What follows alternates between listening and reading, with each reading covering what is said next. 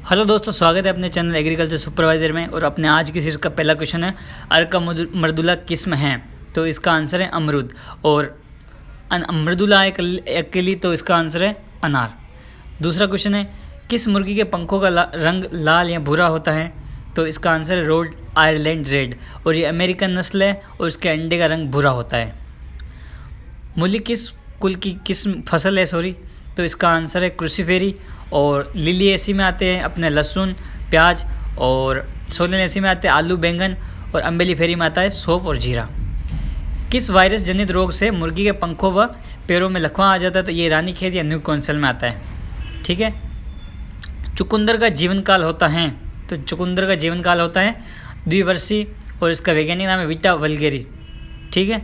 दो फसलों के साथ साथ इस प्रकार उगाया जाता है जब मुख्य तथा गौण दोनों ही फसलें का उत्पादन बढ़ जाता है, तो कहते हैं तो सहयोगी फसल कहते हैं, जो एक दूसरे का सहयोग करे। और बहुखंडी फसलों में साइज़ के अकॉर्डिंग फसल बोते हैं, जैसे नारियल वगैरह इस तरह। ठीक है।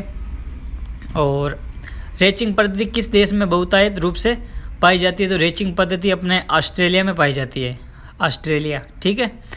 उत्तम किस्म का है किस फसल से बनाया जाता है? उत्तम किस्म का है अपने बनाया जाता है रिजगा से। और साइलेज बनाया जाता है मक्का से।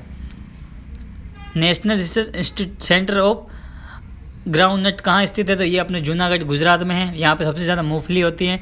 और राजस्थान का जूनागढ़ है बीकानेर। मक्का का वाइट बर्ड या सफ़ेद कली रोग किस तत्व की कमी से होता है? तो ये होता है जिंक की कमी से।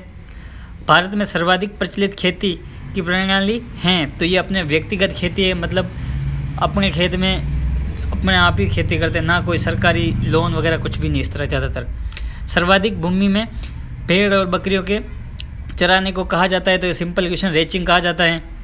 हरित क्रांति शब्द दिया था? हरित क्रांति शब्द डॉक्टर विलियम गॉड ने दिया था। और इंडिया में इनके जनक हैं स्वामीनाथन और विश्व में है एनी बोरलॉग।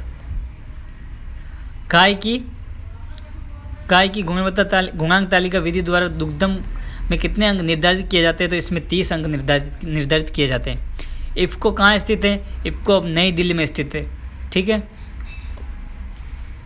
मांस हेतु पाली गई मुर्गियों को दिया जाने वाला आहार कहलाता है? तो ये कहलाता है ब्रोइलर राशन, जो कि ब्रोइलर को दिया जाता है। वर्षा को मापने वाला यंत्र उसको रेन गेज कहते हैं। एनीमोमीटर से वायु वेग मापा जाता है। विंड वेंट से वायु की दिशा। और मैनोमीटर से मूल दाब मापा जाता है। राजस्थान प्रदेश में सिंचाई का मुख्य स्रोत है नलकूप एवं कुएं होते हैं। और राजस्थान में तालाबों द्वारा खेती भीलवाड़ा जिले में की जाती है। सिंचाई जल के साथ साथ उर्वरक को प्रयोग विधि को क्या कहते हैं? तो फर्टिगेशन कहते हैं। ठीक है।